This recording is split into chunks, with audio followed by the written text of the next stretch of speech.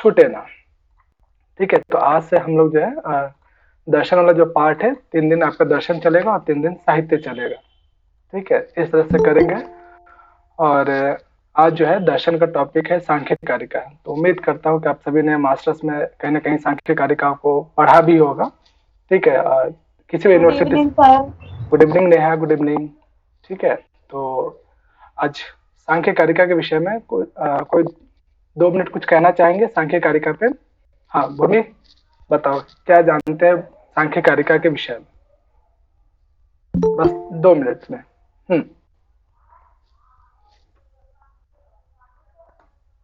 भूमि, मेरी आवाज आ रही है आपको? जी फरारी। हाँ बताइए सांख्य कारिका के बारे में 2 मिनट के अंदर में, जो कुछ भी आप उसके विषय में जानते हैं। क्या है सांख्य कारिका, उसके राइटर वगैरह क्या, सामान्य परिचय क्या है, उनके विषय में बताइए। सांख्य कारिका एक ईश्वर कृष्ण द्वारा विरचित एक प्रकरण ग्रंथ है सांख्य सूत्र का। और इसमें जो है मतलब थोड़ा सा 70 कारिकाएं हैं मूल, अदर विवाद भी हैं, कहीं 71 72 73 भी मिलती है, मतलब टोटल 70 72 कारिकाएं हैं। और जैसे जो एक जो सांख्य कारिका में क्या है कि हमें मुक्ति के जो है एक कोई व्यक्ति है ज्ञान से मुक्ति समझते हैं, कोई जो है अपना योग से समझते हैं, कर्म से समझते हैं। तो जो सांख्य कारिका है ज्ञान से कैवल्य मुक्ति की ओर ले जाने वाला बताता है, हमें ज्ञान से मुक्ति मिल जाती है। चलिए बढ़िया भूमि, बहुत अच्छे। तो देखिए जो नेट दैट का एग्जाम जो होता है उसके पॉइंट ऑफ व्यू से आपको सांख्यिक कारिका पढ़ना है। ठीक है, मास्टर्स में जो आप सब्जेक्टिव फॉर्म में उसके पूरा व्याख्यात्मक दृष्टिकोण से पढ़ते हैं। ठीक है, उस दृष्टिकोण से अलग है, और किसी भी एग्जाम्स के एंट्रेंस पेपर को निकालने के दृष्टिकोण से उसको उस हिसाब से आपको पढ़ना होगा कि किस तरह के क्वेश्चंस आ रहे हैं, किस हिसाब से हमें कारिकाओं को ध्यान रखना है, कारिकाओं में जो जो सर्वनाम शब्द है, ठीक है, या कुछ विशेष उपमा दी गई है किसी कार्य का विशेष में, उस चीजों के हिसाब से यहाँ पे आपको ध्यान रखना होगा। चलिए 7 बज गया है, शुरू करता हूँ मैं। चलिए फिर से एक आप सभी का जो है मोस्ट वेलकम है। आज जो है हम लोग, थैंक यू सर। चलिए लगभग सारे बच्चे आ गए हैं, सब आ रहे हैं।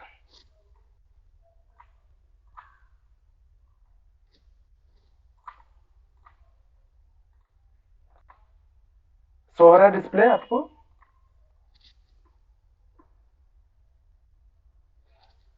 यस भैया।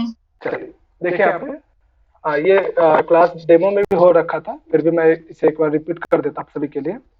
तो जैसा कि दर्शन है, दर्शन के विषय में जो है जिसके द्वारा आप आत्मा परमात्मा या संसार के संबंधित या परमात्मा से संबंधित विषयों का जो है ज्ञान प्राप्त करते हो, एक तरह से दर्शन ही है। इसकी व्याख्या के लिए आप बहुत सारे बुक देख सकते हैं दर्शन क्या होता है। ठीक है, तो बस थोड़ा सा एग्जाम के पॉइंट ऑफ व्यू से बस ध्यान रखेंगे कि कौन सा इसमें धातु विशेष है और प्रत्यय विशेष कौन सा है।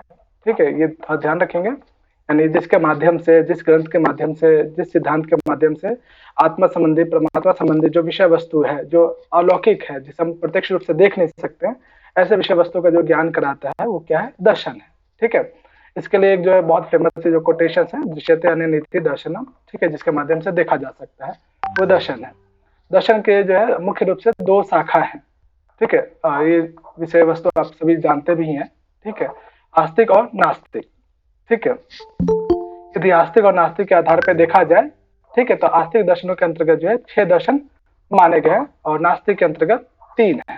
ठीक है, तो यहाँ पे जो बहुत ही कॉमन जो क्वेश्चन पूछे गए हैं आज तक, ठीक है, वो आपको प्रवर्तक आचार्य से संबंधित, यानी किसी भी एग्जाम में अगर देखोगे तो बेसिक से बेसिक और स्टैंडर्ड से स्टैंडर्ड दोनों तरीके के प्रश्नों को आपको देखना पड़ेगा। ठीक है, तो सभी दर्शनों का जो है प्रवर्तक आचार्य वो होते हैं जिन्होंने ये दर्शन विशेष कर जिन्होंने सिद्धांत दिया हो या फिर जिन्होंने इसके एस्टेब्लिश किया हो, ठीक है, वो प्रवर्तक आचार्य कहे जाते हैं। तो हमें मेनली अभी आज जो हमें पढ़ना है सांख्य के विषय में। ठीक है, तो सांख्य के जो प्रवर्तक आचार्य हैं कपिल है। ठीक है, अब कपिल से कैसे कैसे अलग अलग आचार्यों में ज्ञान ये दर्शन विशेष आगे गया है, कैसे प्रचलित हुआ, आगे हम लोग देखेंगे। ठीक है, आस्तिक दर्शन का कहने का मतलब क्यों है? क्योंकि ये वेदों को मानते हैं, वेदों को एक प्रमाण के रूप में मानते हैं, यानी अपने अपने सिद्धांतों को सिद्ध करने के लिए वो वेद के किसी ग्रंथ विशेष को प्रमाण के रूप में प्रयोग करते हैं। ठीक है, इस वजह से जो है मेरी आवाज क्या सही नहीं आ रही क्या आप लोग को? सही आ रही है भैया। आ रही है ना? निकिता आप एक बार ना फिर से ज्वाइन कर लेना, ठीक है? तो आपको आवाज अच्छी आएगी, ठीक है? मैं पूरी शक्ति से बोल रहा हूँ, मुझे लगता है कि इतना इनफ है, ठीक है? एक बार फिर से निकिता ज्वाइन कर लेना तो आ जाएगा, ठीक है? तो सांख्य का जो है प्रवर्तक आचार्य ध्यान रखेंगे, ये जो है कपिल है इसके विषय में, और बाकी अन्य जो है जैसे समृदर्शन विशेष पढ़ेंगे तो ऐसे ऐसे इनके विशेष में पढ़ेंगे कि योग के पतंजलि है, न्याय गौतम वैशेषिक नाद, पूर्व मीमांसा जैमिनी, उत्तर मीमांसा, ठीक है? अर्थात वेदांत, इसके बाद रायन है, ठीक है? ये आपके आस्तिक है, यानी जो वेदों को मानते हैं, और नास्तिक है, वेदों को जो है नहीं मानते, स्वीकार नहीं करते हैं, यानी किसी भी अपने सिद्धांत को जो वेद के किसी प्रमाण को स्वीकार नहीं करते, जिसमें चार्वाक दर्शन है, बौद्ध दर्शन है और जैन दर्शन है।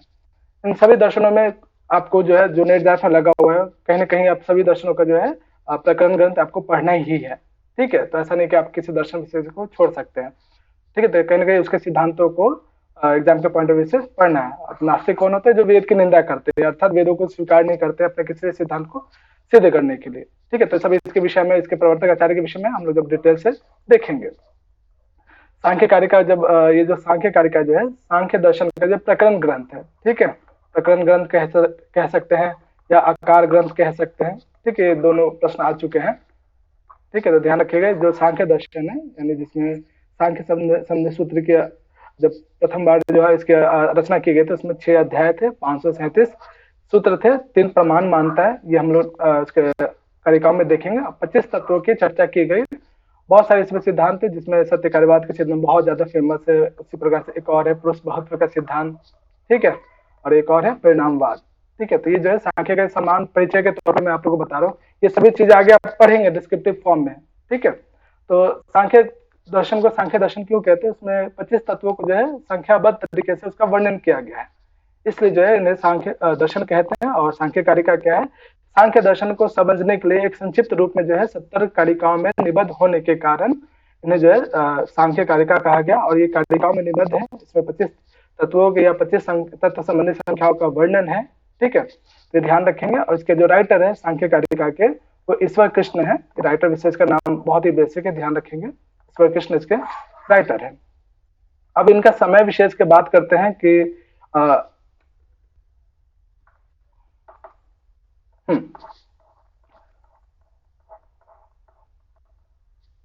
देखिए, ये सांख्य कारिका है, सांख्य दर्शन का प्रकरण ग्रंथ है, ठीक है? जिसके राइटर ईश्वर कृष्ण है। लास्ट में जब क्लास खत्म होने से 15 मिनट पहले आप लोग से एक क्वेश्चन भी पूछा जाएगा, लगभग 15 से 20 क्वेश्चन होंगे, तो ध्यान से चीजों को देखिएगा, ठीक है? तो सांख्य दर्शन को द्वैतवादी दर्शन क्यों कहते हैं? कोई कहना चाहेंगे, कोई बताना चाहेंगे? सांख्य दर्शन को द्वैतवादी दर्शन क्यों कहते हैं? हाँ, बताओ प्रभात, सांख्य दर्शन को द्वैतवादी दर्शन क्यों कहते हैं? क्योंकि इसमें प्रकृति और पुरुष दो की बात कही गई है। Okay, very good. निकिता, क्या प्रभात ने जो कहा वो सही है या कुछ उसमें ऐड करना चाहेंगे आप? हाँ निकिता, क्लास में आपको बोलना पड़ेगा सभी को, ठीक है? ध्यान दीजिए यहाँ पे। हाँ, कोई और बताना चाहेंगे? प्रभात ने जो कहा सही है या इसमें कुछ और ऐड किया जा सकता है? सर ठीक है, ठीक है ना, बहुत सर बढ़िया। दो तत्वों को ही नित्य मानते हैं ना, प्रकृति हाँ, और पुरुष दोनों को, इसलिए द्वैतवादी दर्शन कहते हैं। बहुत सुंदर, ठीक है? तो ये भी ध्यान रखिएगा, ऑप्शन में सांख्य दर्शन से संबंधित उसकी क्या विशेषता है, उसी विशेषताओं में से एक विशेषता ये भी है कि द्वैतवादी यानी दो तत्व मुख्य रूप से, यानी प्रकृति और पुरुष दोनों को नित्य मानते हैं। अब देखा जाए कि ये जो ज्ञान परंपरा है, जो आज हम सांख्य कारिका जो सांख्य दर्शन का प्रकरण ग्रंथ है, इससे जो है सबसे पहले जो है कपिल मुनि को जो है परम ब्रह्म परमात्मा से जो है सांख्य दर्शन का ज्ञान प्राप्त होता है कपिल को, जिसके कारण वो सांख्य सूत्र लिखते हैं। अब कपिल जी अब अकेले अब चाहते हैं कि किसी न किसी इस ग्रंथ विषय का ज्ञान जो है अपने किसी न किसी शिष्य को दिया जाए। आज भी जो है ये परंपरा चलती आ रही है। तो किसी शिष्य की खोज में रहते हैं, तो फिर देखते हैं कि एक आसुरी नाम के उनके एक शिष्य होते हैं, जो वो बहुत ही ज्यादा तेज प्रकांड विद्वान होते हैं। तो उन्हें जो कपिल मुनि जो है एक अपने उचित शिष्य को जो है अपने सांख्य सूत्र का ज्ञान उन्हें देते हैं प्रवचन के रूप में, ठीक है? इसलिए आसुरी के द्वारा जो प्राप्त ज्ञान होता है, कपिल मुनि के द्वारा जो प्राप्त ज्ञान आसुरी को मिलता है, उसका नाम क्या हो जाता है? सांख्य प्रवचन सूत्र। ध्यान रखिएगा कैसे कैसे जो है परम ब्रह्म परमात्मा से कपिल मुनि को प्राप्त हुआ सांख्य सूत्र में। फिर जो है उन्होंने अपने शिष्य को जो है आसुरी को देते हैं, जिसका नाम क्या हो जाता है? सांख्य प्रवचन सूत्र। फिर आसुरी जो है अपने शिष्य में से सबसे जो तेज तरार जो बुद्धिमान शिष्य होता है पंचशिख, उसे जो है देते हैं, जिसे वो षष्ठी तंत्र के नाम से उसे उस प्रवचन सूत्र को या उस ग्रंथ विशेष को जो है या उस ज्ञान विशेष को, ठीक है, षष्ठी तंत्र नाम के ग्रंथ में लिपिबद्ध करते हैं। इसी परंपरा में आगे बढ़ते बढ़ते जो है ईश्वर कृष्ण जो है इन सभी ग्रंथों का जो है उपयुक्त ग्रंथों का जो है विवेचन करते हुए वो एक अलग से एक बहुत ही संक्षिप्त कारिकाओं में एक बहुत ही सरल भाषा में, ताकि जो है जो भी विद्यार्थी हैं जो सांख्य दर्शन का ज्ञान प्राप्त करना चाहते हैं, तो ईश्वर कृष्ण ने क्या किया, फिर उसे जो है सांख्य कारिकाओं में निबद्ध करते हैं। कितने कारिकाओं में? 70 कारिकाओं में। 70 कारिकाओं में निबद्ध करने के कारण इस सांख्य कारिका का क्या क्या नाम किया जा सकता है? क्या क्या नाम हो सकता है सुजल? हिरण्य सप्तति, हाँ, हिरण्य सप्तति, और क्या हो सकता है? स्वर्ण सप्तति। स्वर्ण सप्तति बोलते हैं सर। बहुत सुंदर, बहुत अच्छे, चलिए आप लोग को पता है, बहुत अच्छे।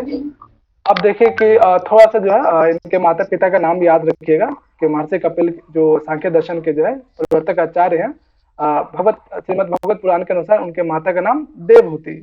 यद्यपि अभी नेट में ये एग्जाम इस तरह के क्वेश्चन नहीं पूछेंगे, बस ये आपके एक्स्ट्रा नॉलेज के लिए यहाँ पे है, ठीक है, कि भगवत पुराण के अनुसार जो है उनके माता का नाम और पिता का नाम क्या है वो ध्यान रखिएगा बस, ठीक है।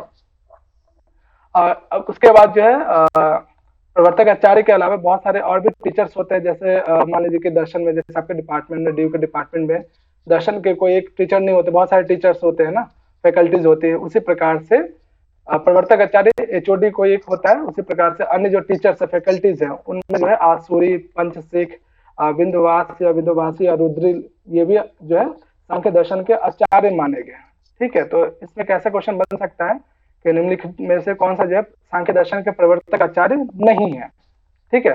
तो एक तो महर्षि कपिल है, दूसरा आसुरी भी है, तीसरा पंचशिख भी है, चौथा जो है तीनों एक ही नाम है, ठीक है, बिंदुवासी या बिंदुवास या रुद्रिल एक ही नाम है, ठीक है, उपनाम है लिखने में। जेगिसेव और वार्षगण्य ये सभी जो है आचार्य हैं, किसके माने गए? सांख्य दर्शन के, ठीक है। तो ध्यान रखिए इनका नाम थोड़ा सा अलग है, इसको याद कर लीजिएगा कि सांख्य कारिका या सांख्य दर्शन के जो है कौन आचार्य है और कौन सा आचार्य नहीं है, ठीक है। इस तरह का क्वेश्चन एक बार पूछा गया कि सांख्य दर्शन से संबंधित सांख्य दर्शन से संबंधित कौन आचार्य है या कौन आचार्य नहीं है, ठीक है। तो इसे ध्यान रखिएगा। और महाभारत और पुराण जो है के अनुसार जो है सांख्य कारिका या सांख्य दर्शन को एपिक सांख्य भी कहा जाता है, इस चीजों को ध्यान रखिएगा। इसमें ईश्वर कृष्ण के विषय में कहा जाए तो समय के विषय में बहुत ही मतभेद है, लेकिन जो सबसे ज्यादा प्रचलित है, कहीं आपको 300 ईसा पूर्व भी मिलेगा, लेकिन ये ज्यादातर आचार्य नहीं मानते हैं, ठीक है। तो ये ध्यान रखिएगा, ईश्वर कृष्ण इसका समय जो है इनका समय ईसा पूर्व प्रथम शताब्दी है, और उन्होंने जो 70 कारिकाओं में संपूर्ण सांख्य कारिकाओं को लिखा था, और ये संपूर्ण जो कारिका है आर्या छंद में वर्णित किया गया है। ये जो बहुत ही इंपॉर्टेंट पॉइंट है कि सांख्य कारिका जो है किस छंद में लिखा गया है, तो आर्या छंद में लिखा गया है। अब सांख्य कारिका के बहुत सारे नाम हैं, जिनमें से जो है या सांख्य दर्शन के, ठीक है, जिनमें जो पहला नाम आता है। सर हाँ बोलो सुजात सपना। सर आप थोड़ा धीरे बोलेंगे, मतलब आप बहुत फास्ट बोल रहे हैं। अच्छा, अपने डेमो क्लास में नहीं थे आप लोग? सर थी, पर आपकी आवाज है ना बहुत जल्दी जल्दी आ रही है, पता नहीं, थोड़ा ब्रेक भी हो रही है। अच्छा, चलो देखें यहाँ पे। हाँ जी, हाँ जी। सांख्य दर्शन का दूसरा नाम क्या क्या हो सकता है? एक तो सांख्य सप्तति हो सकता है, दूसरा हिरण्य सप्तति जो आपने सभी ने बताया भी, तीसरा सुवर्ण सप्तति, चौथा कनक सप्तति, यानी सबका जो स्वर्ण या कनक, हिरण्य, ये सभी क्या परिभाषित शब्द है, ठीक है। तो ये सभी नाम है। और एक और विशेष नाम जो निरीश्वर सांख्य। निरीश्वर सांख्य क्यों कहते हैं? क्योंकि सांख्य दर्शन जो है ईश्वर को जो है नहीं मानता है, ठीक है, ध्यान रखिएगा। प्रकृति या पुरुष को ही मानता है, ईश्वर को कौन मानता है? ठीक है, योग दर्शन मानता है, तो इसलिए जो है योग को सयेश्वर दर्शन कहते हैं, ध्यान रखिएगा, ठीक है। सयेश्वर सांख्य भी योग को कहते हैं, ये आगे हम लोग योग दर्शन में पढ़ेंगे। तो ध्यान रखिएगा कि सांख्य दर्शन को निरीश्वर सांख्य भी कहते हैं, क्योंकि इसमें ईश्वर के विषय में वर्णन नहीं है, प्रकृति और पुरुष को आधार बनाकर संपूर्ण सृष्टि का जो है रचना की गई। और अन्य नाम क्या क्या? कनक सप्तति, स्वर्ण सप्तति, हिरण्य सप्तति और सांख्य सप्तति, ये सब इसके परिभाषी शब्द विशेष है, ठीक है, सांख्य दर्शन के अन्य नाम है। और एक जो बहुत ही महत्वपूर्ण एक ये वर्ड याद रखिएगा कि सबसे पहले जो है सांख्य कारिका को जो है इंग्लिश में किसने ट्रांसलेशन किया था? एच.डी. कोलब्रुक। इनके बारे में जो है हम लोग वैदिक साहित्य में पढ़ेंगे भाष्यकारों के संदर्भ में। ठीक है, तो ये नाम याद रखेंगे, ये एक क्वेश्चन आज पूछा भी जाएगा आप सभी से। तो एच.डी. कोलब्रुक जो है सांख्य कारिका को सबसे पहले अंग्रेजी में अनुवाद किया था। पूजा बताओ, सबसे पहले सांख्य कारिका को जो है किसने अंग्रेजी में अनुवाद किया था? एच.डी. कोलब्रुक ने। बहुत सुंदर। ये भी बताइए कि सांख्य दर्शन के कौन कौन से आचार्य हो सकते हैं या है? एक दो का नाम बताइए। सर कपिल मुनि है। हाँ वो है, उसके अलावा? और पंचशिख आसुरी। अच्छा, पंचशिख आसुरी, बहुत बढ़िया। चलिए संगीता बताइए आप कि पूजा ने जो बताया आसुरी, पंचशिख, कपिल, इसके अतिरिक्त और कौन सा आचार्य हैं सांख्य दर्शन के? और कौन कौन सी फैकल्टीज है? संगीता? हाँ सुजाता बताइए।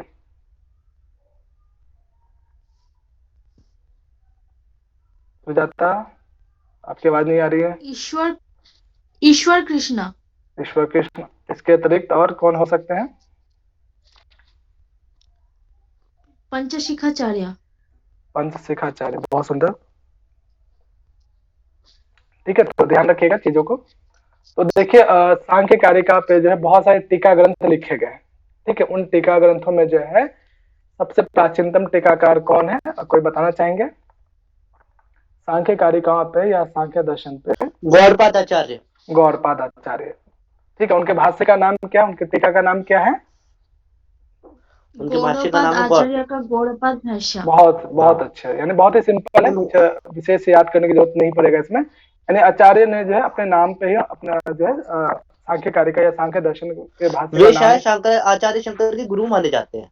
जी जी बिल्कुल बिल्कुल। ठीक है, और उन्होंने शायद मांडुक्य कारिका का भी जो है लिखा है, मांडुक्य उपनिषद में भी उन्होंने कारिका लिखी। बिल्कुल बिल्कुल। ठीक है, तो देखिए यहाँ पे गौड़पाद जो है इनके उन्होंने अपने नाम से जो है सांख्य दर्शन पे जो है गौड़पाद भाष्य लिखा है। ठीक है, और सबसे प्राचीनतम भाष्य माना जाता है, ये पॉइंट याद रखेंगे।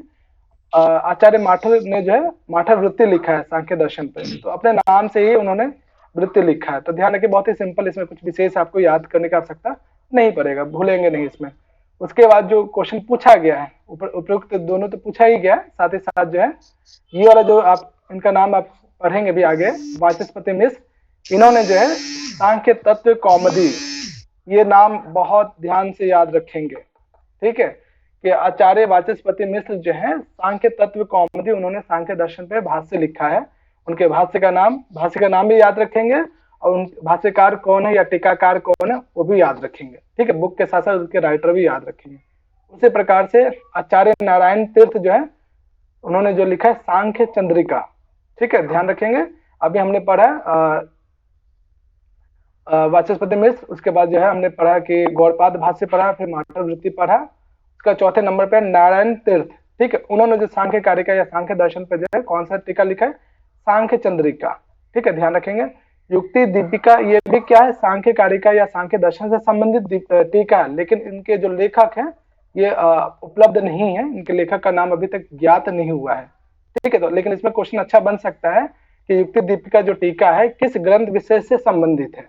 लेखक का नाम अज्ञात है, पता नहीं अभी तक। ठीक है, तो लेकिन इसमें जो युक्ति दीपिका जो है सांख्य दर्शन से या सांख्य कारिका से संबंधित टीका ग्रंथ है। और अगला है आचार्य शंकर, उन्होंने जो है जय मंगला टीका लिखा है। तो ये जो है प्राचीन टीकाकार हैं, जिनमें से जो है सभी इंपॉर्टेंट, इसके अतिरिक्त और भी हैं। ठीक है, तो इसमें जो है चलिए नेहा बताइए, वाचस्पति मिश्र ने सांख्य दर्शन पे कौन सी टीका लिखा है? हाँ नेहा। सर सांख्य तत्व कौमुदी लिखी है। बहुत बढ़िया संगीता। मोनिका आप बताइए, नारायण तीर्थ ने कौन सी टीका लिखी है सांख्य कारिका पे? हाँ मोनिका। देखिए मैं सबको एक ही बात कहूंगा, क्लास में है तो सांख्य चंद्रिका। सांख्य चंद्रिका, ठीक है, बहुत बढ़िया निहारिका। मोनिका या जो नहीं बोल पा रहे हैं प्लीज बोलिए। क्लास में सिर्फ अगर आप प्रवचन सुनेंगे तो उसका कोई लाभ नहीं होगा। ठीक है, जितना आप बोलेंगे वो चीजें आपको याद रहेगा। ठीक है, और एग्जाम के एग्जामिनेशन हॉल में वो चीजें आपको अचानक याद भी आएगा, अच्छा सर ने मुझसे पूछा था तो इसका आंसर ये रहा होगा। ठीक है, तो ज्यादा से ज्यादा क्लास में बोलने की जो है कोशिश कीजिए। ठीक है, सर जय मंगला किसने लिखी है? जय मंगला टीका जो है आचार्य शंकर जी ने लिखा है। ठीक है, चलिए इसको फटाफट जल्दी से देख लीजिए, बहुत ही सिंपल है। अभी मैं चाहता हूँ कि जो भी आप क्लास में पढ़ाई कर रहे हो इसे आज ही अभी कभी याद हो जाए, अलग से आपको जो है ज्यादा इस पर टाइम देने की आवश्यकता ना पड़े। ठीक है, देख लिया सभी ने। आचार्य गौड़पाद भाष्य, आचार्य माठर वृत्ति, आचार्य माठर का है वाचस्पति मिश्र जी का सांख्य तत्व कौमुदी, नयन तीर्थ का सांख्य चंद्रिका, युक्ति दीपिका जो है सांख्य दर्शन से संबंधित है, जय मंगला टीका केंद्र शंकर जी का है। ठीक है, तो ये जो है आप बहुत ही सिंपल 6 यहाँ पर आपको याद रखना है। किसको किसको ये पूरा याद हुआ, ये जो 6 टीका जो है? हाँ, आरती, भूमि, दीपिका। जी सर याद हो गया। याद हो गया? मुझे याद हो गया, पूरा याद हो गया। याद हो गया। हाँ, पूरा हो गया सर। हो गया। अच्छा, बाकी बच्चे निहारिका, नेहा, मोनिका, कामनी, ईला। जी सर हो गया। हो गया निहारिका? हाँ, नेहा, मोनिका, कामनी, ईला आप लोग को हो गया। हो गया? जी सर। चलो कामनी बताओ मुझे पूरे 5-6 का नाम, जिनका हो गया ये इनको याद कर लीजिए फटाफट। जिन्होंने माठर वृत्ति, माठर भाष्य। हाँ, माठर वृत्ति, माठर भाष्य, भाष्य, हाँ। हाँ, और वाचस्पति मिश्र, वाचस्पति मिश्र का वाचस्पति भाष्य है। गौड़पाद का नहीं, कामनी ध्यान से, वाचस्पति मिश्र जी का वाचस्पति भाष्य नहीं है। नहीं, गौड़पाद भाष्य। गौड़पाद जी का गौड़पाद है सांख्य तत्व कौमुदी। सांख्य तत्व कौमुदी। सांख्य तत्व कौमुदी। और युक्ति दीपिका अज्ञात है, मतलब सांख्य दर्शन और सांख्य कारिका दोनों से रिलेट है। और ये बताओ सांख्य चंद्रिका किनका है? वो उनका है। किनका है? मेरा? नहीं। अच्छा, तो किनका है बताओ? काम नहीं, भूल गई है, कोई बात नहीं, आपने इतना प्रयास किया। चलो अपर्णा बताओ सांख्य चंद्रिका किनका है? भैया आचार्य नारायण तीर्थकृत। बहुत सुंदर, चलिए नारायण तीर्थकृत। हाँ, ईला देखो, ईला कल मेरी आपसे बात हुई है, मैंने आपको बोला ही कि क्लास में बोलना पड़ेगा आपको। बताओ ईला, जय मंगला टीका किनका है? आचार्य शंकर। तो क्यों इतना संकोच कर रहे हैं? बहुत बढ़िया। चलो ये जो है कुछ विशेष टीकाकार हैं, उसके अतिरिक्त ये और हैं 4 और आपको याद करना होगा, जिससे बहुत ही सिंपल, एक पहला तो बहुत ही सिंपल ही है। ठीक है, आचार्य अनिरुद्ध का जो है अनिरुद्ध वृत्ति। ठीक है, इसमें कुछ विशेष आपको उनके आचार्य से अपने नाम पे उन्होंने लिखा है। ठीक है, ये वाला क्वेश्चन कई बार पूछा गया है। ठीक है, तो विज्ञान भिक्षु जी का जो है सांख्य दर्शन पे जो टीका लिखा गया है, सांख्य प्रवचन भाष्य, ध्यान रखिएगा, सांख्य प्रवचन भाष्य अलग है और सांख्य प्रवचन सूत्र अलग है। हाँ, दोनों में सांख्य प्रवचन भाष्य की बात करेंगे तो आचार्य विज्ञान भिक्षु हो जाएंगे। ठीक, सांख्य प्रवचन सूत्र की बात करेंगे तो कौन राइटर होंगे? ये कौन बताना चाहेंगे? मैं बताऊं? पूरी। हाँ प्रियंका। आसुदी होंगे। बहुत सुंदर प्रियंका।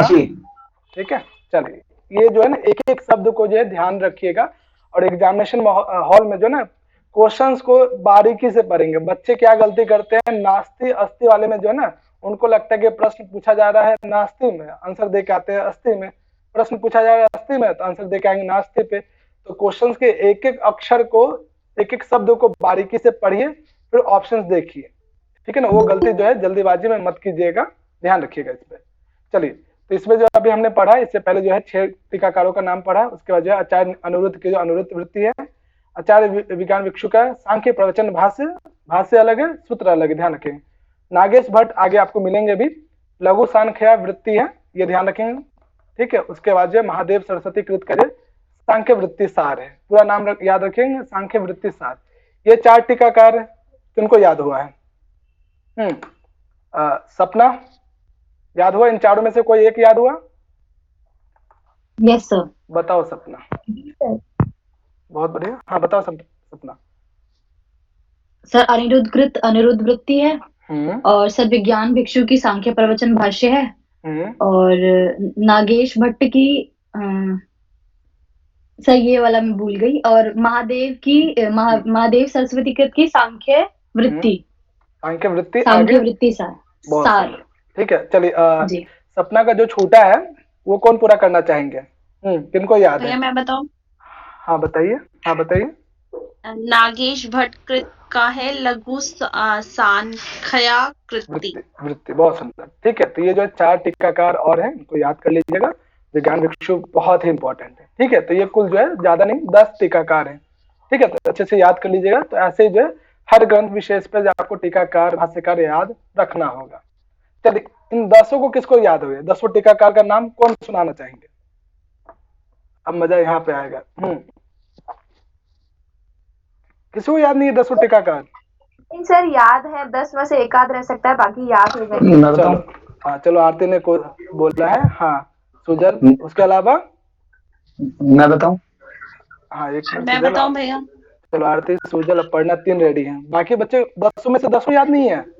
सर याद है, सर याद है। याद है ना? तो बोलो सर। 1-2 हो सकता है। अच्छा नहीं, चलो मोनिका नहीं बोली। मोनिका बताओ, 10 में से जितना भी याद है वो बताइए। हाँ मोनिका। आचार्य अनुरुद्ध कृत का है अनुरुद्ध वृत्ति, नागेश भट्ट का है लघु सांख्य वृत्ति, और विज्ञान का है सांख्य प्रवचन भाष्य, और सांख्य वृत्ति सार महादेव सरस्वती कृत का है। बहुत बढ़िया, आगे। अच्छा बता रहे हो आप सर। वो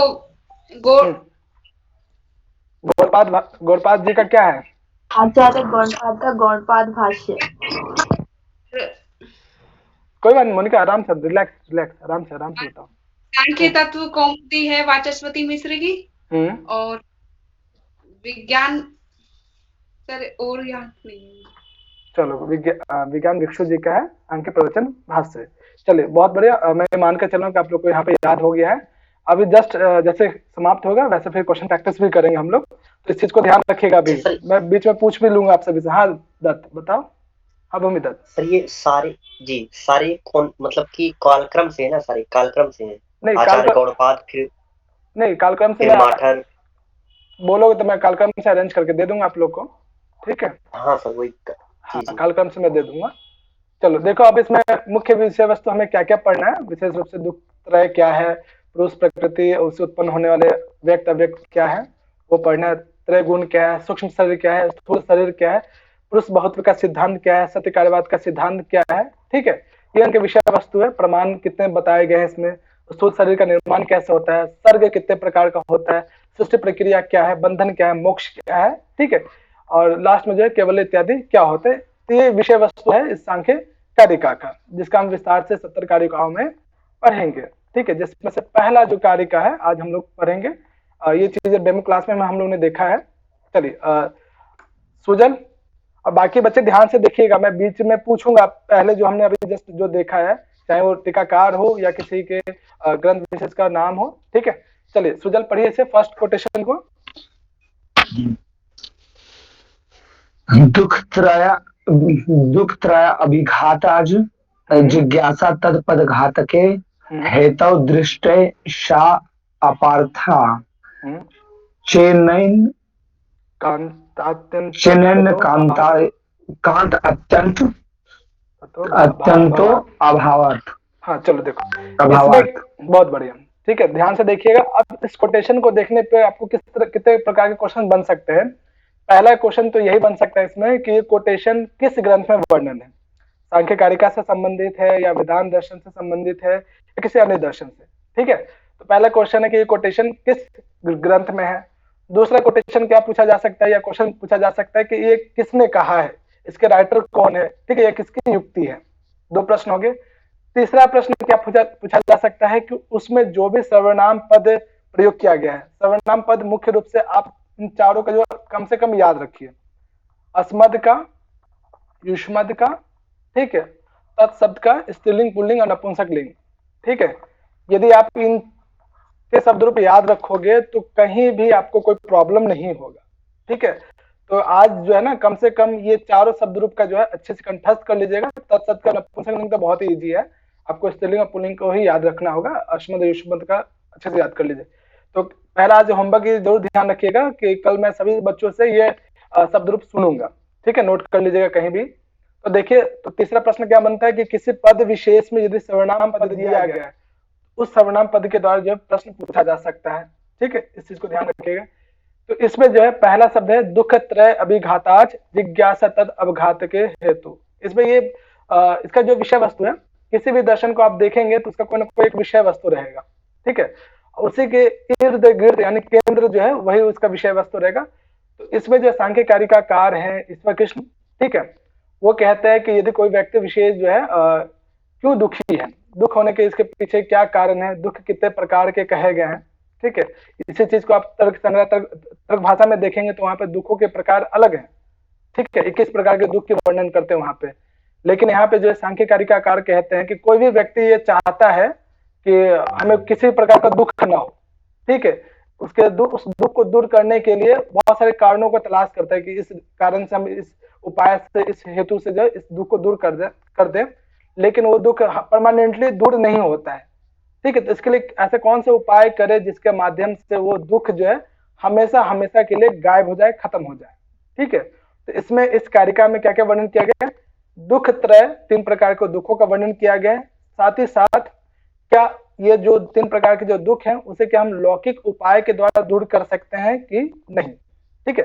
तो पहला है दुख त्रय यानी 3 प्रकार के दुखों को दूर करने के लिए, ठीक, हेतु यानी कैसे उस दुख को दूर करे, इसको जानने के लिए जिज्ञासा, हमेशा लोगों को जिज्ञासा बनी रहती है कि दुख 3 प्रकार के दुखों से जो हमें दुख होता है, कष्ट होता है, उसके हेतु को, उसके उपाय को, उसके हेतु को, इसको दूर करने के जो उपाय हैं, ऐसे जिज्ञासु व्यक्ति के हमेशा प्रयत्न करते रहते हैं कि कैसे अपने दुखों को दूर करे। जैसे अभी आप लोग के पास JRF नहीं है, नेट नहीं है, ठीक है, तो एक प्रकार का क्या है, दुख ही है, तो इस दुख को दूर करने के लिए आप कोई ना कोई उपाय करेंगे, मेहनत करेंगे, ठीक है। तो उसी प्रकार से यहाँ पे जो 3 प्रकार के दुख की बात की गई है, इन दुखों को कैसे दूर करे, इसका क्या क्या उपाय लगाया जा सकता है।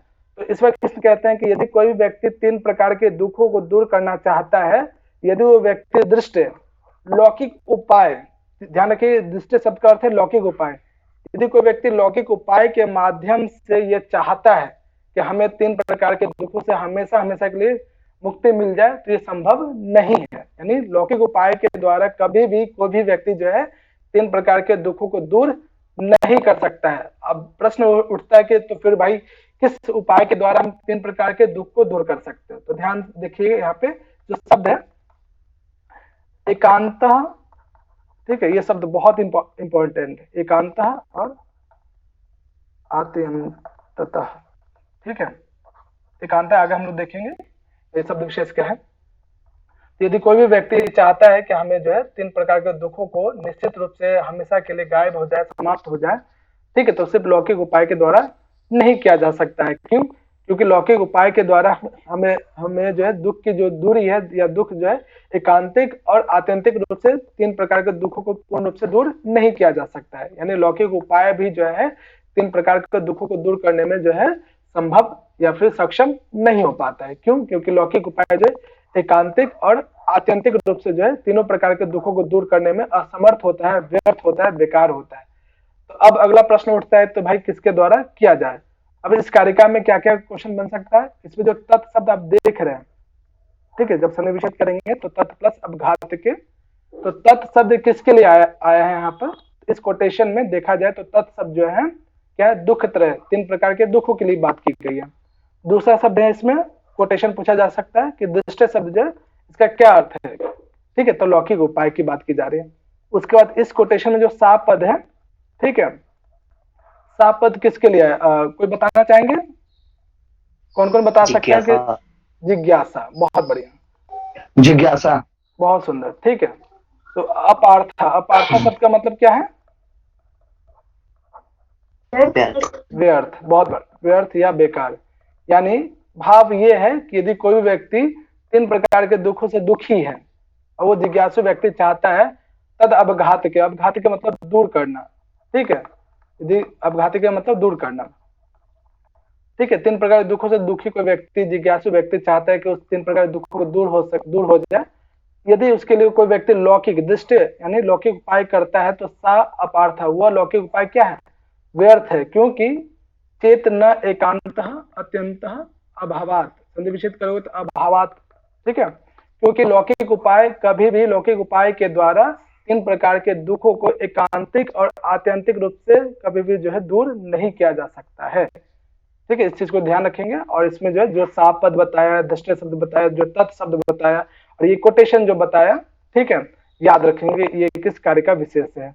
और एकांत का शब्द या एकांतिक दोनों एक ही अर्थ है, जिसका अर्थ होता है नियत भी होता है या निश्चित भी होता है या पूर्णतया, ये सभी इसके ही अर्थ है।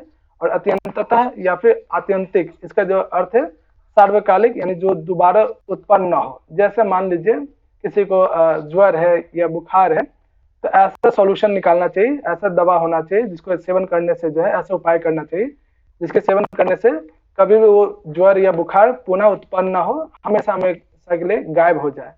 तो उसी प्रकार से 3 प्रकार के दुखों को भी दूर करने के लिए ऐसा उपाय करना चाहिए जो परमानेंटली उसका सॉल्यूशन हो, कभी दोबारा वो दुख फिर से ना आए।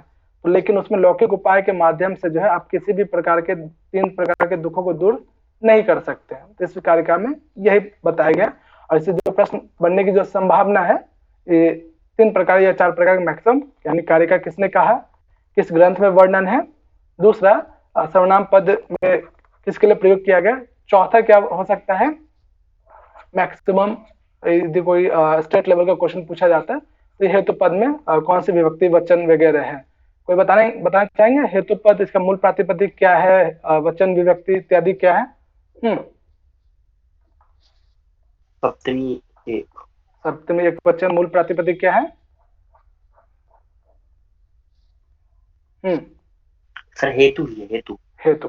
बहुत बढ़िया। अब देखिए यहाँ पे जो 3 प्रकार के दुखों की बात की गई है ना, तो 3 प्रकार के दुख कौन कौन? आदि दैविक, आदि भौतिक, आध्यात्मिक, ये 3 प्रकार के दुख है। जिनमें पहला है आदि दैविक, जो देवता विशेष के द्वारा या फिर जिन्हें हम प्रत्यक्ष नहीं देख सकते हैं, राक्षस, पिशाच या भूत प्रेत इत्यादि के द्वारा जो दुख होता है, ठीक है, या ग्रह नक्षत्रों के द्वारा जो दुख उत्पन्न होते हैं, ठीक है, जिसमें तूफान आंधी भी इसी में आ जाता है। उस दिन डेमो क्लास में शायद मुझसे मिस्टेक हो गई थी, तो मैंने देखा इसको, ठीक है। तो तूफान इत्यादि जो है वो सभी आदि दैविक के ही अंतर्गत आएगा, ठीक है। ज्वार भाटा ये सब आदि दैविक का ही पार्ट है। तो एग्जाम में पूछा भी गया था, ठीक है, अभी 2 साल पहले प्रश्न पूछा गया था, तो ये आदि दैविक दुख कहा गया है। आदि भौतिक यानी प्रत्यक्ष रूप से जिसके द्वारा कष्ट पहुंचता है, जैसे कोई मनुष्य है, ठीक है, व्यक्ति विशेष के द्वारा, सर्प किसी जीव जंतु के द्वारा, ठीक है। तो ये इससे जो दुख पहुंचता है, यानी जो प्रत्यक्ष वस्तु जिसे आप आसानी से देख सकते हैं, इनसे प्राप्त होने वाला जो दुख है वो आदि भौतिक दुख कहलाएगा। और आध्यात्मिक दुख में जो है 2 प्रकार का होता है, ठीक है, ध्यान रखिएगा। एक शारीरिक दुख होता है, एक मानसिक दुख होता है, ठीक है। शारीरिक दुख में 2 प्रकार का, एक नैसर्गिक और दूसरा जो है त्रिदोष जन्य। त्रिदोष जन्य में जो आप सर्दी जुकाम इत्यादि हो जाते हैं ना, यानी कफ, वात पित्त कफ, ठीक है, ये सब कफ के द्वारा, यानी 3 प्रकार के दोषों में जो है ऊपर नीचे न्यूनता या अधिकता आती है। तो इस वजह से हमें बुखार वगैरह या फिर छींक वगैरह आना या फिर जो है खांसी जुकाम होना, ये त्रिदोष जन्य होता है, ठीक है। तो ये भी एक प्रकार का क्या आध्यात्मिक दुख है। नैसर्गिक दुख क्या होता है? हाँ, नैसर्गिक दुख क्या है आपका, जैसे भूख लगना, ठीक है, ये भी एक प्रकार का आध्यात्मिक दुख यानी नैसर्गिक के अंतर्गत आएगा। मानसिक दुख किसी से जलन होना, यदि क्रोध करना, लोभ करना, ईर्ष्या करना, ये सब क्या है? मानसिक दुख है। तो ध्यान रखेंगे दुख जो है 3 प्रकार का होता है, आदि दैविक, आदि भौतिक, आध्यात्मिक। आध्यात्मिक दुख भी 2 प्रकार का, एक शारीरिक दुख, एक मानसिक दुख। शारीरिक दुख भी 2 प्रकार का, नैसर्गिक और त्रिदोष जन्य, ठीक है। इस चीज को ध्यान रखें। किसे याद हो गया 3 प्रकार के दुखों के बारे में? सर मुझे याद हो गया। चलिए बहुत बढ़िया। यस हो गया जी सर। निकिता है यहाँ पे? हो गया सर। बहुत बढ़िया। चलो बताओ निहारिका 3 प्रकार के दुखों के बारे में। सर 3 प्रकार के दुख हैं, आध्यात्मिक, अधिभौतिक और अधिदैविक। आध्यात्मिक के 2 पार्ट है, शारीरिक और मानसिक। शारीरिक के भी 2 पार्ट है, नैसर्गिक और त्रिदोष जन्य। नैसर्गिक में भूख आदि से उत्पन्न होने वाला, त्रिदोष जैसे ज्वर आदि, बुखार, ये सब।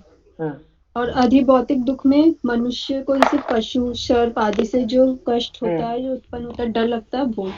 अधिदैविक में राक्षस, पिशाच या फिर भूत प्रेत आदि से होने वाला कष्ट। ठीक है, बहुत बढ़िया। जी सर। चलिए, बहुत बढ़िया। तो ये जो 3 प्रकार के दुखों की बात की गई है, ठीक है। 3 प्रकार के नैसर्गिक के दो भैया आध्यात्म, एक मिनट भैया, आध्यात्मिक में जो नैसर्गिक के 2 पार्ट बताया वो समझ नहीं आया, एक बार अच्छे से फिर से समझ। आध्यात्मिक के अंतर्गत नैसर्गिक का शारीरिक दुख और त्रिदोष जन्य मतलब आध्यात्मिक के अंतर्गत शारीरिक दुख पहला और दूसरा। बिल्टू भैया इसे मैं एक्सप्लेन कर सकता हूँ? हाँ विशाल, बिल्कुल। देखिए, नैसर्गिक का अर्थ होता है प्राकृतिक, जो प्राकृतिक से हमें प्रदत्त है, जैसे कि भूख हमें लगती है, प्यास हमें लगती है, तो ये। और त्रिदोष में हमारे आते हैं वात, कफ और पित्त, ये 3 दोष होते हैं जो हमें इन मौसम के अनुसार जब इन 3 दोषों में अनबैलेंस, असंतुलन आ जाता है, जब कफ बढ़ जाता है तो खांसी जुकाम इत्यादि होने लगते हैं। इसी तरह से जब पित्त बढ़ जाता है तो हमारे शरीर की अस्वस्थता आ जाती है। तो इन दुखों को त्रिदोष जन्य, यानी कि जन्य का अर्थ होता है कारण, जन्य यानी जनक से, पिता, जिसको हम कारण बोल सकते हैं। हाँ सुजल, क्लियर है? ठीक है, थैंक यू। हाँ क्लियर। बस ये इसमें ध्यान रखना, आध्यात्मिक दुख 2 प्रकार का, शारीरिक दुख और मानसिक दुख। शारीरिक दुख का 2 पार्ट है, नैसर्गिक और त्रिदोष जन्य, यानी शरीर में जो उत्पन्न होने वाला जो दुख विशेष है, ठीक है, नेचुरली जो प्रॉब्लम क्रिएट होता है वो। ये जो आध्यात्मिक दुख के प्रकार है, इसमें जो क्वेश्चन की जो हम लोगों ने डिस्कशन कर ही लिया कि किस तरह के क्वेश्चन इसमें बन सकते हैं। अगली कारिका जो है, इसमें आप लौकिक उपाय के द्वारा भी जो है आप 3 प्रकार के दुखों को हमेशा के लिए जो है दूर नहीं कर सकते। तब आते हैं कि वैदिक उपाय के द्वारा क्या हम 3 प्रकार के दुखों को दूर कर सकते हैं? तो ये भी जो है, हाँ विशाल, पढ़ना दूसरी कारिका। भैया मैं नहीं पढ़ पाऊंगा, खांसी हो रही है मुझे। ओके। चलिए, संगीता पढ़ो इसे। दृष्टि। हाँ कौन? जी सर। पढ़ो। हाँ। दृष्टगदानुश्रविकः स हविशुद्धि क्षयातियुक्तः। बहुत सुंदर। देखो यहाँ फर्स्ट कारिका क्या कह रहा है? तद विपरीतः श्रेयान व्यक्त अव्यक्तज्य विज्ञानात्। तो देखो क्या कह रहा है कि जैसे लौकिक उपाय व्यर्थ है, लौकिक उपाय के द्वारा 3 प्रकार के दुखों को हमेशा के लिए जो है दूर नहीं किया जा सकता है, वैसे ही, यानी इसमें जो है वैदिक उपाय के विषय में कहा जा रहा है कि वैसे ही जो है संधि विच्छेद करेंगे तो क्या दिखेगा आपको शब्द? दृष्टवत अनुश्रविका। ये शब्द बहुत ही इंपॉर्टेंट है दोनों, और दोनों एग्जाम में पूछा गया। इसमें इसके शब्दार्थ पूछे गए थे कि अनुश्रविका शब्द का मतलब क्या होता है और दृष्टवत शब्द का अर्थ क्या होता है। कोई बताना चाहेंगे अनुश्रविका शब्द का अर्थ क्या है? अनुश्रविक यानी कि सुना हुआ उपाय है, उनको बोलते हैं दृष्टवत, देखते हैं, मतलब लौकिक उपाय जो भी हैं उनको। बहुत अच्छा, यानी कह रहे हैं कि दृष्टवत अनुश्रविका स, यानी वह अनुश्रविक भी जो है, यानी वेदों में जो कहा गया है, या वैदिक उपाय भी क्या है? दृष्टवत, यानी लौकिक उपाय के समान ही क्या है?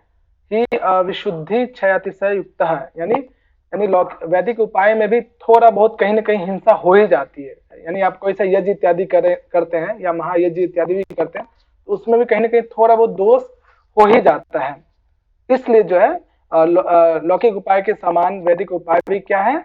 आपके क्या है? ये 3 प्रकार के दुखों को दूर करने में सक्षम नहीं होता है। इसमें जो शब्द विशेष है अविशुद्धि क्षयातिशय, अविशुद्धि का मतलब इसमें वैदिक उपाय में भी कहीं ना कहीं थोड़ा बहुत दोष रहता ही है। और वैदिक उपाय से प्राप्त होने वाला जो भी आपको कोई स्वर्ग इत्यादि प्राप्त हो गया या कुछ भी, ठीक है, वो भी क्या है? नश्वर है, कभी ना कभी समाप्त हो जाएगा। यानी स्वर्ग में आप तभी तक रह सकते हैं जब तक आपके पास पुण्य की मात्रा होती है, ठीक है। यानी मान लीजिए यज्ञ स्वर्ग काम इत्यादि करके या कोई स्वर्ग संबंधी यज्ञ करके स्वर्ग की प्राप्ति हो भी जाती है। तो ये तो कल्पना आधारित है, किसी ने देखा नहीं है, स्वर्ग ग्रंथों में वर्णन है।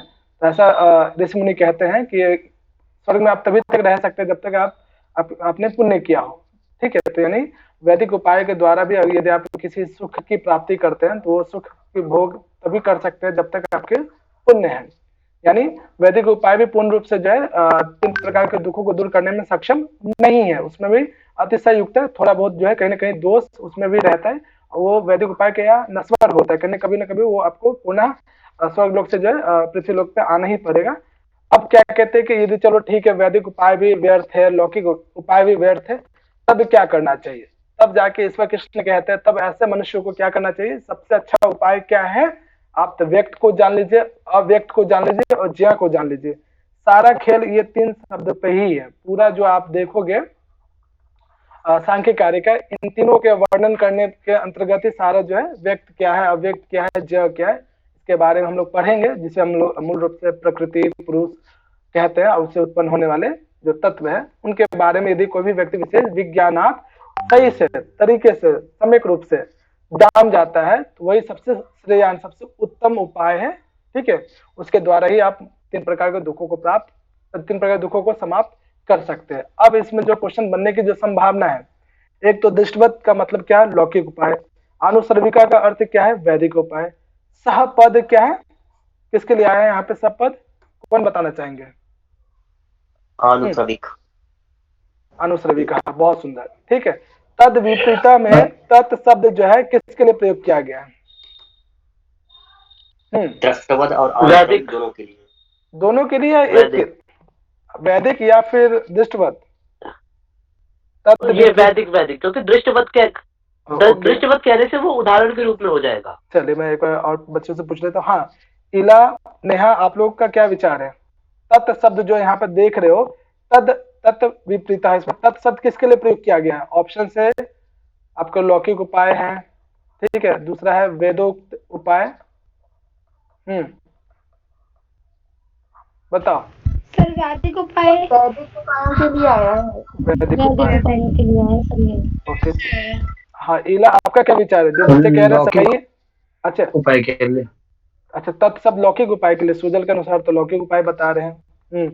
हाँ इला, वैदिक उपाय के लिए। वैदिक, बहुत बढ़िया। सुजल ध्यान रखिएगा, वैदिक उपाय के लिए। बहुत बढ़िया।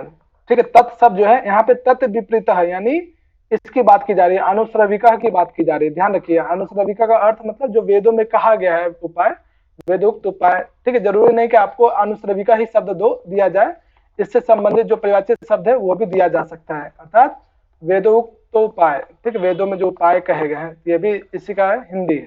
ठीक है, ध्यान रखिएगा। तो अब जो क्वेश्चंस बनते हैं ना, तो काफी स्मार्ट टीचर लगता है बनाते हैं। ठीक है, तो मॉडर्न तरीके से जो आपका जो पैटर्न जो क्वेश्चंस बन रहे हैं ना आजकल, बहुत ही स्टैंडर्ड क्वेश्चंस बनते हैं, तो आपको हर तरीके से ध्यान रखना होगा। परिभाषित शब्द भी आपको थोड़े बहुत पता होनी चाहिए उस शब्द से संबंधित। ठीक है, तो ध्यान रखिएगा, यहाँ पे सपद जो है स और तत्, सुजल ध्यान रखना, स और तत् दोनों क्या है? अनुश्रविक ही है। ठीक है, तो ये बिल्कुल ठीक है, तो ये जो है अनुश्रविक की बात की जा रही है, या वेदों में जो कहा गया है वेदोक्त उपाय या वैदिक उपाय एक ही नाम है। ठीक है, लौकिक उपाय जो है सिर्फ दृष्टवत के लिए लौकिक उपाय की बात की जा रही है। तो इसमें जो है 2 कारिका है, आगे जो है कैसे कैसे ये जो है कारिकाओं में जो है 25 प्रकार की जो तत्व विशेष है कि कैसे जो है इन 25 तत्वों का वर्णन किया गया है, किसका प्रकाश किस पे पड़ता है तो कैसे प्रकृति एक्टिव हो जाती है, फिर प्रकृति से क्या क्या उत्पन्न होने लगता है। तो इसे जो है कल की कारिकाओं में हम डिटेल से देखेंगे। अभी बस एक शॉर्ट फॉर्म में देख लीजिए, अभी 15 मिनट बाकी है ना, बस क्वेश्चन प्रैक्टिस कराना है आज जो हमने पढ़ा है। ठीक है, तो यहाँ पे देखोगे पुरुष का जो है, पुरुष और प्रकृति, ये मुख्य 2 तत्व होता है, जिसे हम व्यक्त अव्यक्त किसको कहेंगे? प्रकृति को इन दोनों में से क्या कहते हैं? व्यक्त कहते हैं या अव्यक्त कहते हैं? दोनों। व्यक्त सर। अच्छा, अब दोनों। अव्यक्त। विशाल, दोनों कैसे कह सकते हैं? अव्यक्त प्रकृति है सर जी। दोनों कैसे? ध्यान से, व्यक्त अव्यक्त अलग है। अव्यक्त प्रकृति वो होती है जिसमें कोई परिणाम नहीं होता, लेकिन जब उसमें विकार उत्पन्न होते हैं तब वह अनेक विकारों में बट अवश्य जाती है, किंतु रहती तो वो प्रकृति ही है ना। बहुत बढ़िया। तो कल हम लोग जो है डिटेल से देखेंगे कि पुरुष का प्रकाश कैसे पड़ता है प्रकृति पे, प्रकृति से उत्पन्न होने वाले कौन कौन से तत्व हैं। तो प्रकृति से उत्पन्न होने वाले जो 23 तत्व है उन्हें आप मैं मान के चलता हूँ कि आप लोगों ने सांख्य कारिका पढ़ाई ही है, तो इसकी चर्चा कल हम लोग विस्तार से देखेंगे, और कैसे जो है 25 तत्वों को बांटा गया है। ठीक है, कि कौन प्रकृति विकृति है, कौन से प्रसव प्रकृति है, कौन से प्रसव विकृति है, कौन जो प्रकृति विकृति भी नहीं है। तो थोड़ा सा शब्दावली अलग है, थोड़ा सा यहाँ पे प्रकृति विकृति शब्द आ रहा है, तो हम लोग कल देखेंगे कि विकृति क्या होता है, प्रकृति क्या होता है। ठीक है, जो मूल प्रकृति क्या है। जैसे जो है आगे की कारिका आप लोग 10 कारिकाओं तक पढ़ के आइएगा। यहाँ से बहुत ही सिंपल कारिका अभी तक आप पढ़ेंगे। ठीक है, फिर कल हम लोग पढ़ेंगे 3 प्रकार के प्रमाण वगैरह क्या है। तो ये मैं PDF आप लोग को भेज दूंगा। ठीक है, तो आप लोग जो है शुरुआत से यानी 10 कारिका कल तक पढ़ के आएंगे, समझ के आएंगे। ठीक है, फिर यहाँ पे मैं आप लोगों को बताऊंगा। चलिए अभी जो है थोड़ा सा क्वेश्चन प्रैक्टिस कर लीजिए जो आज हम लोगों ने पढ़ा है। भैया कल तो साहित्य रहेगा ना? कल शनिवार है ना? नहीं दर्शन ही होगा। 3 दिन दर्शन, 3 दिन आपका वो है ना। कल तो संडे है। अच्छा कल संडे है? सैटरडे है सर। आज फ्राइडे अरे कौन सैटरडे? संडे वाले कौन बच्चे हैं? संडे को ज्यादा जल्दी लाना है। कहीं जाना है क्या संडे को? आज शुक्रवार है ना, कल सैटरडे है, फिर संडे छुट्टी आप लोग का। भैया एक क्वेश्चन मुझे पूछना था। साहित्य से रिलेटेड है। जब आप हमें साहित्य पढ़ाएंगे तो उसमें साहित्य शास्त्र पहले पढ़ेंगे कि साहित्य ग्रंथ पहले पढ़ेंगे? पहले हम लोग जो है उसमें साहित्य ग्रंथ पढ़ेंगे।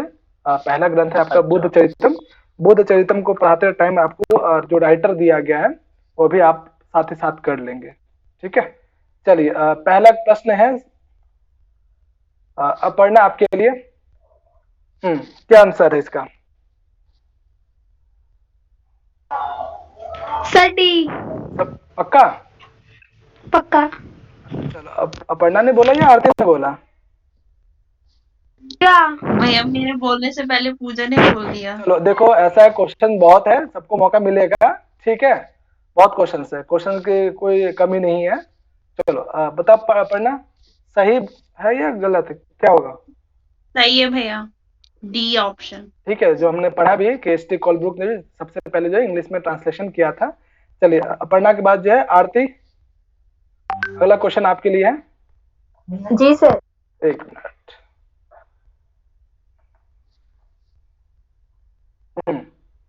बताओ ये जो कोटेशन आप देख रहे हो इसमें तत्शब्द किसके लिए प्रयोग किया गया? सर दुख त्रय के लिए किया गया था। अभी कारिका भी पढ़ी थी ना हमने, तत्व प्रयोग से। चलो डी ऑप्शन। बहुत बढ़िया आरती। अगला प्रश्न जो है यानी दुख त्रय यानी तत्शब्द यहाँ पे दुख त्रय की बात की जा रही है। ठीक है, बहुत बढ़िया आरती। अगला प्रश्न है भूमिदत्त आपके लिए। ये जो 7 शब्द है किसके लिए आया है? इसमें सभी को ध्यान रखिएगा। Question repeat.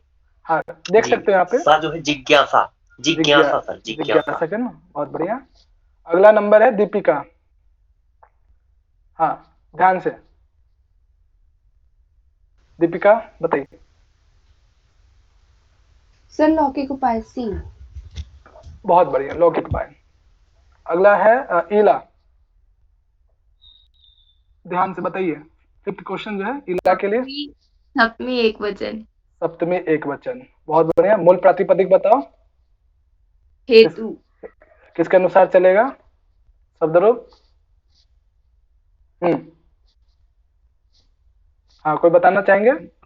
गुरु के अनुसार उकारांत है। बहुत सुंदर, गुरु के अनुसार। ईला के बाद बहुत बढ़िया। ईला के बाद है कामनी। चलो बताओ कामनी, ध्यान से बताना इसमें। हाँ कामनी। जी सर। बताओ।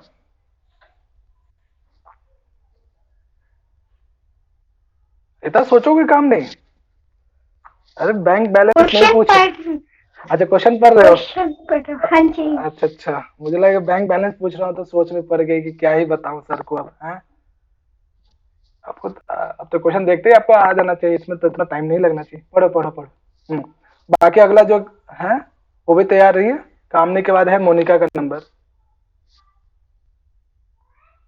लौकिक उपाय, वैदिक उपाय। कौन सा ऑप्शन? ए। पक्का?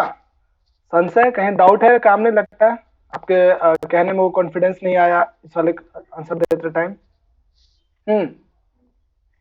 मेरे ख्याल से यही होना चाहिए। अच्छा, ख्याल से होना चाहिए। अच्छा हाँ मोनिका आपका क्या विचार है? कामनी ने जो बोला सही बोला या कुछ गड़बड़ है?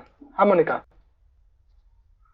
सर जो इन्होंने बताया है हाँ ये सही बताया है, ए ऑप्शन सही होगा, क्योंकि हाँ लौकिक दृष्ट का मतलब होता है लौकिक और आनुश्रविक का मतलब वैदिक उपाय। बहुत बढ़िया मोनिका, बहुत अच्छे। ठीक है, तो कामनी आपने बिल्कुल सही बताया, तो फिर डाउट क्यों आप ऐसा सोच रहे कि मतलब उसमें संशय आपको लग रहा था, कॉन्फिडेंस नहीं आ रहा था? ध्यान से, ठीक है, अभी तो ये शुरुआत है, जैसे जैसे हम लोग आगे बढ़ेंगे ना, मैटर आपके पास बहुत ज्यादा होता जाएगा। तो क्लास में बिल्कुल ध्यान से एक एक चीज ध्यान से भी यदि आप सुनेंगे भी ना, तो आपका जो आंसर बिल्कुल सटीक लगेगा। ठीक है ना, तो यहाँ पे बस ऑनलाइन में बस सही से सुनिए, ध्यान से सुनिए बस चीजों को एकदम ध्यान पूर्वक। बहुत बढ़िया कामनी, मोनिका। चलिए अगला क्वेश्चन जो है मोनिका आपके लिए ही है, चलिए बता दीजिए।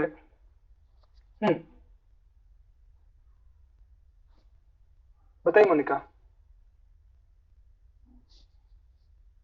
सर आनुश्रविक बी होना चाहिए। बी होना चाहिए, हाँ। नेहा आपका क्या विचार है? Sir B. बी पक्का? जी सर। चलो बताओ नेहा, इसका अर्थ बता दो फिर। इसमें जो सही है। अच्छा बी सही है। दृष्टवत का मतलब क्या है, या दृष्ट का मतलब क्या होता है? लौकिक सर। लौकिक उपाय। बहुत बढ़िया। इसमें सपद किसके लिए कहा गया? अनुश्रविका के लिए। ठीक है, बहुत अच्छा। चलो अगला क्वेश्चन है निहारिका आपके लिए। बताओ, क्वेश्चन को देखो, बताओ।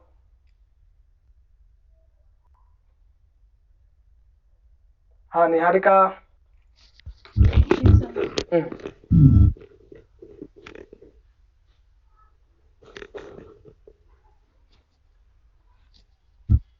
इतना टाइम निहारिका? सर दैविक उपाय। दैविक उपाय नहीं निहारिका, इसका मतलब आपने ध्यान से देखा नहीं कारिका पढ़ाते टाइम। प्रॉब्लम आ रही है। एक मिनट। हाँ निहारिका, कैसे मिस्टेक हो रही है इसमें? बहुत ही सिंपल है। अभी भी आवाज आ रही है। ओके, शायद निहारिका की तरफ प्रॉब्लम आ रही है। निहारिका मैसेज कर दो। इसमें दैविक उपाय कैसे आपने कहा कि इसमें तद विपरीत दैविक उपाय? ऐसे नहीं होगा, ध्यान से निहारिका। हाँ डिम्पल, पूजा बताओ। पूजा आप ही का नाम डिम्पल भी है ना? हाँ जी हाँ जी। हाँ बताओ डिम्पल, ये जो है इसमें क्या आएगा तद विपरीत सब? संदृष्टम आएगा इसमें। अच्छा दृष्टम, यही बात जो है सुजल ने भी मिस्टेक किया था। दृष्टम कैसे आएगा? आएगा अनुश्रविक। अनुश्रविक आएगा ना? हाँ हाँ। निहारिका ध्यान रखना, ये जो इससे ऊपर वाली जो कारिका है, ठीक है, दृष्टि अनुश्रविक अविशुद्धि अतिशय उत्साह, ये और नीचे वाला कारिका दोनों एक एक सही है। ठीक है, तत् विपरीत में तत् शब्द जो है किसके लिए प्रयोग किया गया? अनुश्रविक के लिए प्रयोग किया गया है, या फिर इसी को दूसरे नाम में क्या कहा जा सकता है? वेदोक्त उपाय। ठीक है, ध्यान रखिए अच्छे से। भैया अनुश्रविक को दैविक उपाय तो एक तरह से कह सकता है ना? दैविक उपाय नहीं, वो वैदिक शास्त्र ऊपर आपका जो मतलब आपने जो बताया। नहीं, जो कारिकाओं में जो कहा गया ना, उस कारिका के अनुसार वो वैदिक उपाय था, वैदिक उपाय था, वैदिक उपाय ना। ठीक है, वैदिक उपाय, तो वैदिक उपाय होता तब सही होता। ठीक है। चलो अगला जो है क्वेश्चन। हाँ प्रभात बाबू। अच्छा ये तो क्वेश्चन भी मैंने आपको बताया ही नहीं है। चलो इसके बाद जो है जब हम लोग आगे पढ़ेंगे उसमें, प्रभात बाबू आप ही टीकाकार ही बता दीजिए, कौन कौन से टीकाकार हैं सांख्य कारिका के? सर गौड़पाद भाष्य के टीकाकार हैं आचार्य गौड़पाद। और नहीं सॉरी टीकाकार तो सर 4 हैं, और उस ये मैंने भाष्कर टीकाकार सर 4 हैं। और क्या बात है प्रभात बाबू, परेशान लग रहे हैं आप, सब ठीक है ना? अनिरुद्ध वृद्धि, जी सर, अनिरुद्ध वृद्धि एक है जो पहले हैं। पहले आगे पीछे नहीं, शुरू से बताओ, जब हम लोगों ने पढ़ा है सबसे प्राचीनतम भाष्य कौन सा है? सबसे प्राचीनतम भाष्य सर गौड़पाद भाष्य है। उसके आगे बताओ और कौन कौन से भाष्य सांख्य कारिका पे है? आचार्य माठर की माठर वृत्ति है। बहुत सुंदर। और उसके बाद फिर उसके बाद एक ज्ञान युक्ति दीपिका है सर, जो अज्ञान है, और बीच में दो और हैं, और फिर आचार्य शंकर की जय मंगला है। ठीक है, बहुत बढ़िया प्रभात, बहुत बढ़िया। प्रियंका, कोई एक टीकाकार का और नाम बताइए जो प्रभात ने नहीं बताया। उन्होंने सांख्य तत्व कौमुदी जो वाचस्पति मिश्र की है, और एक नारायण तीर्थ की थी सांख्य चंद्रिका। और बहुत बढ़िया प्रियंका, ठीक है। संगीता, ये बताइए कि ये जो सांख्य कारिका या सांख्य दर्शन का जो ज्ञान ईश्वर कृष्ण तक पहुंचा, उनका क्या क्रम हो सकता है? सबसे पहले कौन है, उसके बाद कौन, उनका क्या क्रम है? हाँ संगीता।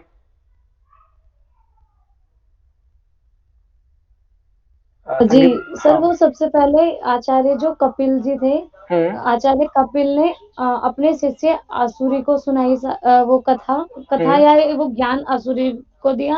और जो आसुरी, जो उनके शिष्य थे, आसुरी जी ने अपने शिष्य पंचशिखा को वो ज्ञान दिया। पंचशिखा जो थे, उन्होंने अपने शिष्य इनको ईश्वर कृष्ण जी को ये ज्ञान दिया। तो गुरु शिष्य परंपरा से ये ज्ञान ऐसे हम तक अब पहुंचा। चलिए, एक क्वेश्चन सबसे है, ठीक है। कपिल के प्रशिष्य कौन होंगे? अच्छा, दो बच्चे बच गए ना, रुक जा संगीता, बहुत अच्छा। पंचशिख, बहुत बढ़िया। चलिए, एक क्वेश्चन, अगला क्वेश्चन सपना से है कि सांख्य प्रवचन भाष्य, ये जो सांख्य दर्शन पर टीका है, किसने लिखा? सांख्य प्रवचन भाष्य। हाँ सर, विज्ञान भिक्षु। विज्ञान भिक्षु, बहुत बढ़िया। और बाकी बच गए हैं सुजल और विशाल। सुजल, कोई कोटेशन याद हुआ है? प्रथम कारिका या द्वितीय कारिका में से कोई सा एक कोटेशन? कोई एक कोटेशन याद है, या किसी भी कारिकाओं का एक लाइन भी? सुजल और विशाल याद हो गया? बताओ एक लाइन कौन सा याद हुआ? बताओ। हाँ भैया, दुख त्रयाविघाता जो जिज्ञासा तद पदघातक है। तो बहुत बढ़िया। विशाल, आपको क्या याद हुआ, कोई कारिका वगैरह? अभी कोई कारिका तो याद नहीं हो पाई, लेकिन हाँ आप प्रश्न कर सकते हो कोई भी। चलिए, हाँ मुझे विश्वास है कि आप बता देंगे।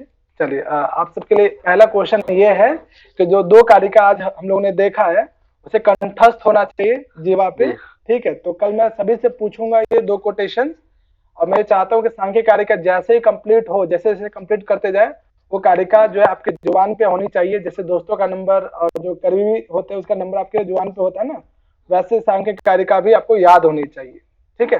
दूसरा होमवर्क है कि शब्द रूप जो मैंने आपको अस्मद, युष्मद और तत्शब्द का स्त्रीलिंग पुल्लिंग बोला, वो। तीसरा क्वेश्चन ये है कि जो चीज आज हमने पढ़ा, ठीक है, उसे आज सोने से पहले बस एक बार जो ना पेज पलट लेना। मैं ये नोट्स भेज दूंगा आप लोग को, ठीक है। ये 3 काम करके आएंगे। और चौथा काम ये भी है कि आने वाली जो कारिका है 8 यानी 10 तक कारिकाओं को पढ़ के आएंगे। पढ़ना कैसे?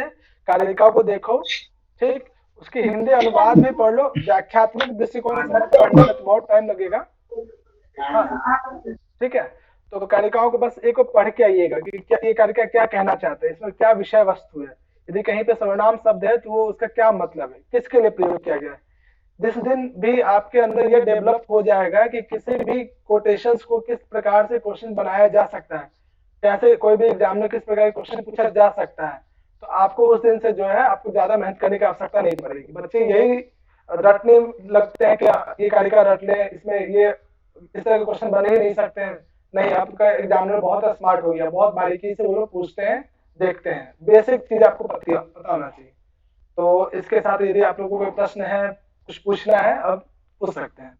मेरी सेवा यहीं पर समाप्त होती है। भैया अश्मद, युष्मद और किसका बोल रहे थे भैया? अश्मद का मतलब तत् शब्द, हाँ, सातेताने होता ना। हाँ ठीक है भैया, ओके। हाँ, कोई और कुछ प्रश्न किसी को? भैया मुझे ये बताइए कि सांख्य कारिकाओं पे जो टीका लिखी गई है, उन टीकाओं से भी प्रश्न पूछा जाता है क्या? क्योंकि मुझे जहाँ तक मुझे याद है बहुत भाष्य सहित पढ़ाई जाती है सांख्य कारिका ज्यादातर। हाँ नहीं, कभी भी आपको नेट जाट के एग्जाम में जो है कभी भी किसी भाष्य का जो है ना अंदर उसका क्या व्याख्यात्मक दृष्टिकोण से ऐसा कुछ नहीं। हाँ, नाम कभी जरूर पूछा जा सकता है कि सांख्य कारिका पे कौन से टीकाकार हैं या उनके कौन सा ग्रंथ है, बस ये अब तक का जो एग्जाम में कभी भी आपको डीपली अंदर से नहीं पूछेंगे, कोटेशंस जो है ना मूल ग्रंथ से ही जो सांख्य कारिका जो लगी उनसे संबंधित रहेंगे। कभी भी मैंने इसलिए पूछा क्योंकि जो योग दर्शन है ना वो भाष्य के साथ लगा हुआ है, योग व्यास भाष्य के साथ। नहीं, आज वो अलग है, योग दर्शन के संदर्भ में अलग से आपको भाष्य के संदर्भ में पढ़ना है, लेकिन यहाँ पे सांख्य कारिका जो ईश्वर कृष्ण ने लिखा उनके अनुसार पढ़ना है, ठीक है, जो जैसा होगा सिलेबस उसे अकॉर्डिंग। हाँ, तो और कोई प्रश्न? चलिए, इसी के साथ हम लोग कल शाम में मिलेंगे 7 बजे। आगे जो भी मैंने होमवर्क दिया और क्लास रेगुलर रहना, एक दिन में मिस्टेक करोगे तो बिल्कुल गायब हो जाएगा, क्या पढ़ना है बिल्कुल भूल जाएंगे आप, फिर ना वो आप समझ में नहीं आएगा क्या चल रहा है, ठीक है। तो कोशिश कीजिएगा कि क्लास बिल्कुल भी मिस ना करने का। चलिए, अब आप लोग का जो पेपर 1 में स्टार्ट होने वाला है, चलिए मिलते हैं फिर next day. Good night, take care, पढ़ाई लिखाई कीजिए, आगे बढ़िए, मिलते हैं, okay, bye bye, take care, good night भैया, good night, good night, good night, good night, good night, good night. Thank you sir. Most welcome, most welcome.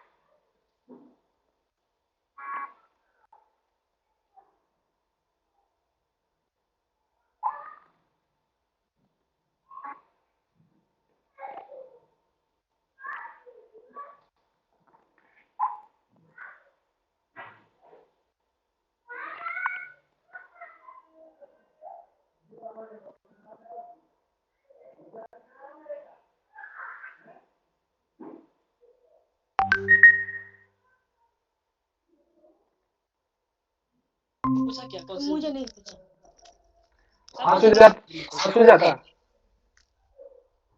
Sujata बीच में आप गायब हो गए थे, सब ठीक है?